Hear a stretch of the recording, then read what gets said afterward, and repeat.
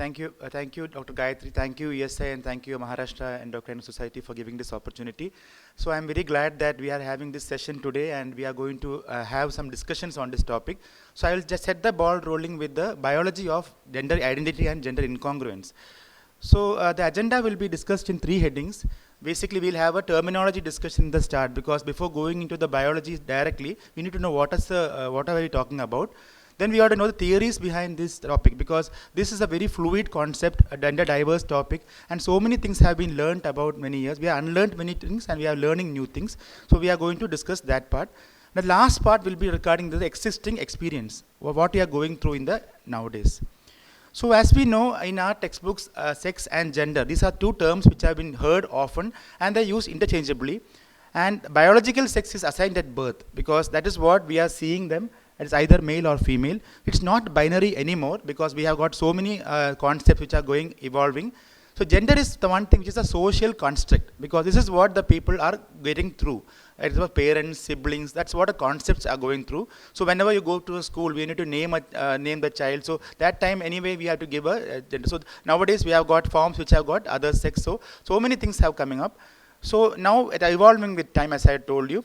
So gender identity is one thing which is a deeply held internal sense of one's own gender. So we are proud of our gender. So that's what the concept is all about. So this corresponds or may differ from the sex of rearing or assigned at birth. So it may be different from what we are actually seeing through. We are discussing the hormonal part of this, because we are endocrinologists. So we are going to enlighten this topic through the hormonal perspective. So next we have to see the sexual orientation. So this is one thing which is very important, and this is the state of emotional pattern and the bonding or the attraction to the opposite sex. So these are various types. As you can see, it's a jigsaw puzzle like. So it can be asexual, it can be homosexual, heterosexual, bisexual or pansexual. So this is what the terms we are seeing through. I think the ladies can support this. So generally we want to see the gender through these prisms. So I am part of the IPAT, which is the Indian Society for the Transgender Health Association. So we have got the WPAT, it's a global association. So the gender concept has been redefined and worked in this model. That is the 2021 model. We can see here the brain part is the identity. Then we have got the orientation, which is what the heart tells you. Then the expression, which is different from what we all find out. And sex is assigned at birth or maybe there. So transgender, as per the guidelines, is anything which is denoting or relating to the person whose sense of personal identity and gender does not correspond to their birth sex. So this is what the symbol stands for in this way. And as we know, there are so many confusing terms and terminologies. So this is what the accepted one tells you, the male and female as per the biological, and you have got the cisgender which corresponds to that, and the transgender which is not corresponding to that. It can be trans male, trans female in that way. So next concept is sexuality, because as we know, there are so many things which we are finding out through here. This is an umbrella term. It is a transgender is an umbrella term denoting the gender diverse individuals.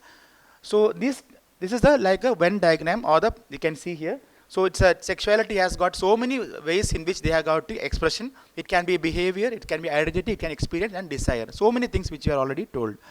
So LGBTQIA is a concept which is the expansion of the lesbian, gay, bisexual, transgender, queer identities, asexual also. So it is a fluid concept which has been catching up over the years.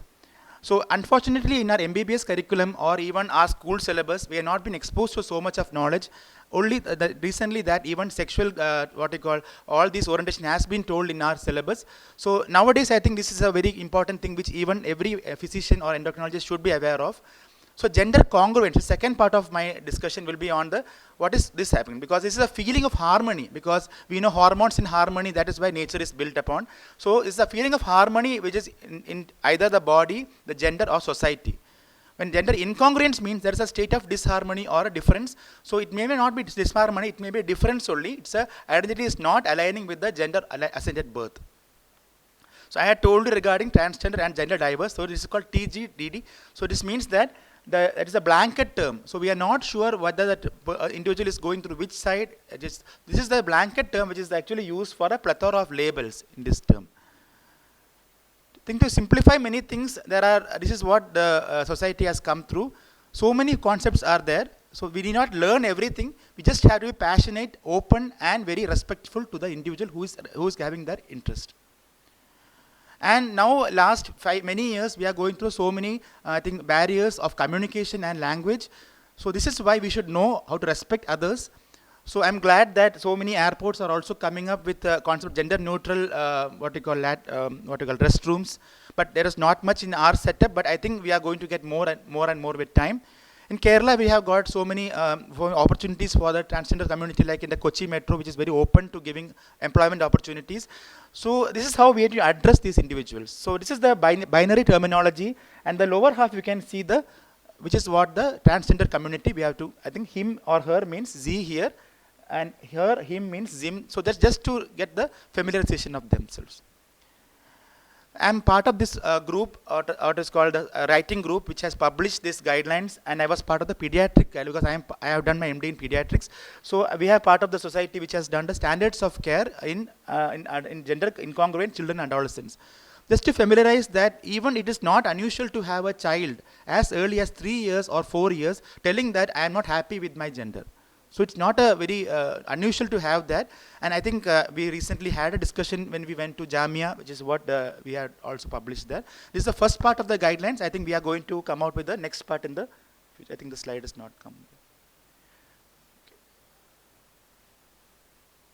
Yeah. So again, I should run.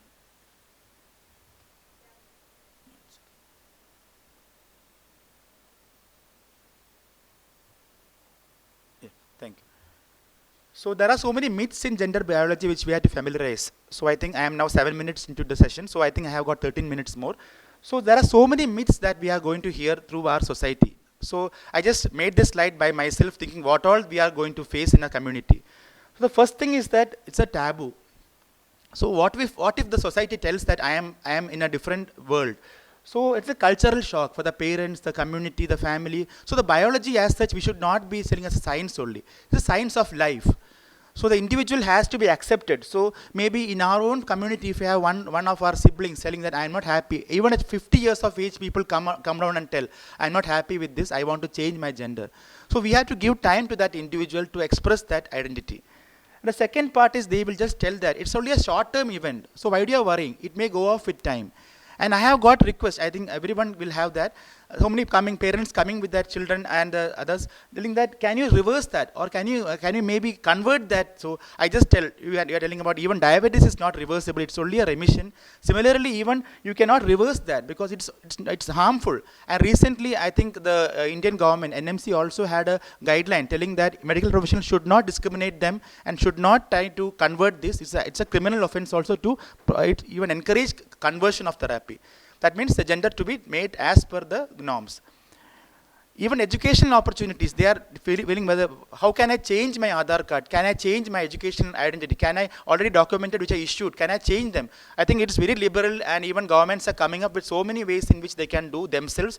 Registries are also getting formed for these societies. So I think beyond my subject, I think we have got so many discussions on this also. So I just wanted to tell you there are so many myths that we have to address as a group together. The next part is what is reproduction also. So at the reproduction also, we recently had a Kerala experience, a transgender couple also came up and they are expecting a baby. So I think so many norms have been changed over time and myths have been getting demystified. So coming to the second half of the topic regarding endocrine aspects, we all know that hormones influence the growth and metabolism and transform the child into adult. There is a critical period of puberty. So puberty is like a window, opportunity is there. So the expression is expressed in that time itself. The sex steroids are there, that is the estrogen in the females and testosterone in males. They influence the body composition, the mental framework as such. So this is what the guidelines also mention, and we also know that estrogen influences the breast growth, the pubic hair differences, and also helps the hip to develop. Hip area is important because this is the area where the main focus is on the area. And we also know that testosterone is one hormone for the males which influences the body composition, the body hair difference, the secretion of the sebum, the voice deepening, also muscular development. Almost everything in the males, testosterone is the influential thing. So why I told this slide is because I think recognition of easy cartoons like that. So I think when a person comes to your clinic and asks you so many questions, maybe one primer to your discussion should start with biology. So I think this is one cartoon I just saw recently, and iPad very endorsed this also. We can see that some cartoons like that, we all know this, but telling them this is what you know, the menstrual cycle has two hormones which influences. So telling them so many things is difficult. So maybe you should familiarize I think everyone. I think we should learn new things to communicate also in this way. So coming back to history of this topic, because biology has got science, so history dates back to many earlier decades, and so many acceptance was there. So we can see a German sexologist by name Magnus Hirschfeld. He was the activist for gay rights and transvestism, and actually he was the person who revolutionized this concept in the initial years. There are many takers, but many people who objected that and labeled him as lunatic. And later on, I think psychiatrists also came up with so many other concepts. One of the psychiatrists was Oliver Cadwell, David. So he argued that it is caused by multiple factors. So he tried to investigate more into this and derived so many theories also. So he wanted to find whether that's genetic also, because maybe the initial period of rearing also is influential. But I think the main person who went into the W path and actually gone into society as such was Harry Benjamin. So Benjamin considered the cause of transsexuality is not understood. It is a spectrum which is to be embraced, and he considered that psychological causes are more important and there are bias towards that. So we should actually have a neutral perspective. So the last portion is the gender dysphoria. This is the place where person breaks down. So it's a significant mental psychiatric distress. We have to prevent this dysphoria at any cost. So when they come with this dysphoria, most often they are being into the highest extreme of the things. So they have mental health issues, their primary problem of family support is lacking. If they are not addressed, they go into the ultimate form of social stigma or ostracization. I think a primary care provider, I think not be endocrinologist as such, any doctor should have a consideration to avoid this stigma and refer them to a psychiatrist or psychologist, because I think telling them to go to a psychologist is no more considered a taboo. We should always try to communicate to the way. I think we have to have a team approach towards this as such. So I think this is the accepted theories for the biological things. There are genetic factors which I will just show in highlight in one table. Hormonal influences, I think the prenatal androgen exposure also is one theory which has been told. Neurobiology is one theory which is very much into the fancy, and this is one of the theories which accepted more than more. And gender identity is the one which we are going to focus. There are so many environmental and cultural factors which are influencing the individual's the brain, and relationships and cognitive learning as such. So this is just to tell that DSM-4 has got some criteria. There are ICD-10 criteria. They are no longer telling it's a medical disorder. It is just a state of biology. Then you have got a biology of fluidity, because I think just to show you the mirror.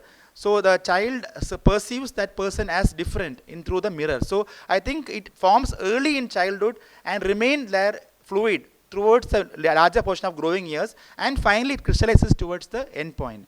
So I think we should always give time for the individual to experience the gender, and actually before telling them to go ahead with the gender of change, we should always give them a time to get the psychological counseling also. So I think biology also has gone through some experiments. So there is experiment as per the structural MRI. So this is one imaging which has been tried to find out whether the trans men and trans women are different.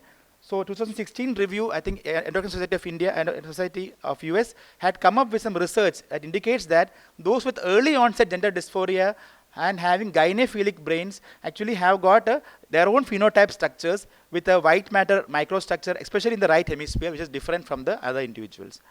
And whereas you can MRI taking gynophilic trans women who have likewise differences, there is no feminization in the structure. So it's just basically in the structural MRI has got some evidence regarding this. This is what I was telling about. So there is a nucleus called preoptic area, blood nucleus of stria terminalis, BSTC. So this is a sexually dimorphic nucleus. So the cisgender men, cisgender woman, you can see here, assigned at birth, the proportion of neurons is more in the cisgender man than cisgender woman. And you can see that as the progression is occurring towards transgender, the proportion of cells which is recruiting is more. So hormonal therapy also influences the transgender person's brain structure also, as per the MRI evidence. So this is how we should understand that there is an anabolic effect of testosterone also to be found out. We have not got the end word of this. There is research on the morphologic increments also. And I think another theory, even pseudoscience also was tried on the digit index. So this is one thing which also came up as a curiosity element. So there is a fourth digit and the second digit. So they try to find out the androgen receptors in these molecules in the prenatal period. So they just try to find out. It is not accepted now, but just to show you that they even examine that also as one of the factors which influences the gender identity. So finally, we accepted through meta-analysis and summary of evidences. So the meta-analysis concluded that there is no difference in with the testosterone androgen ratio or anything, and it is very small and not. So just to say that even the persons who try to find out theories just come out with new concepts. We should try to counter that by research and evidence. So this is from the Swedish university. They have done some studies on this. So this is how the BSTC neuron numbers is. Just to say, I'm not a neurologist, I'm not a psychiatrist. We should know this because the cis women, trans women, the way they are going to transform themselves, even influenced by the number of neurons in that BSTC sector. Summary of evidences of all these, what I have learned in biology, is that hormonal influences are more understood nowadays. Genetic influences in the twins and family studies are getting evidenced. We are not sure that whether it is just either one of those, but I think the more theory accepted is because there is basically a psychological influences in the society influences. So I think I am 5 minutes back. So you should familiarize with the gender unicorn. This slide I think we saw from the TSCR, Society for Trans Student Education. So I think even the children period, they are familiar of unicorn is one animal which it's a fancy animal, which is not true, but just showing them that unicorn is one which is very easy to be identified. So you can see gender identity can be either male, female, woman, girl. So many things it is there. Expression is different from there. And what assigned at birth, chromosomal sex or the visible gender is also there. So attraction, emotional or physical is also there. So I think to tell them in one word is difficult. So just seeing this picture itself makes you familiar with the concept that is a very big concept of gender. So we should always try to give affirmative care rather than giving them a direct treatment. So we should try to believe the narrative, we should sensitive, facilitate, inform them there is a concept like this. Do not scare them at all and try to mitigate dysphoria and know the law, because law is actually supporting more of the transgender individuals. Involve the team to give it, and do not do alone, because we have a thing that I can do everything by myself. We should do a team. I think you have a psychologist, psychiatrist, pediatrician, endocrinologist, you have got a social worker, the teacher, anybody who's in the family who's able to help them. You try to involve them. This is called advocacy, because awareness, advocacy, action all takes time, and only we should give education to the community. I think the biology also, because we should know that when you are giving something which is cross-sex therapy or gender diverse therapy, we try to see that already expressed sexual characteristics getting reversed. So the thing we are using is GnRH agonist more often. I think we should see this because many things get reversed, that girls becoming, the breast getting atrophic, menses stops. So it is actually trying to get more and more from this thing. These are all costing more, and I think support systems are very important in that way also. So the last 20 minutes, I tried to give you a small view about what is transgender, effect of hormones on this. There are many epigenetic theories. There are so many endocrine disruptors which are going to get discovered. We are not sure what is the thing. The more accepted is the brain, which is more the deciding factor. And we should be trying to, it is not a rare commodity. It is no longer pathological. We should try to do that as a human diversity. And there are so many scientific theories which are going to identify. We are not able to pinpoint which is the one. And we should try to give them medical care which is affirming to the individual, and we should try to give them long-term results also. I would like to conclude the last 1 minute about evidence of efforts.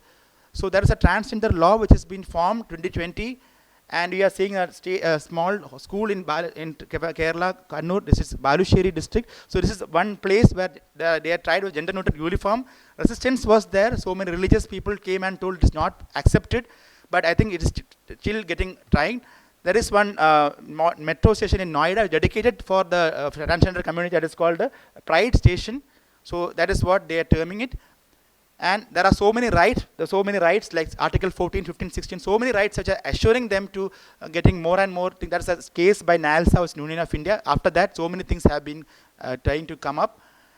I told you that IPATH as a society, ATHI society, they have got patient advocacy groups. They have come up with certificate of birth and certificate change also. This is the couple which I had told, as I told you, Zara and Zin. So I think transformation is a very beautiful thing. We should always try to embrace what the individual tells. This is a cartoon made by one of our endocrinologists, Dr. Sunetra Mondal from Kolkata, who is also a speaker. So this is one thing which we can tell the society as such. We should try to believe the narrative and give them more evidences which we can help them out. Thank you very much.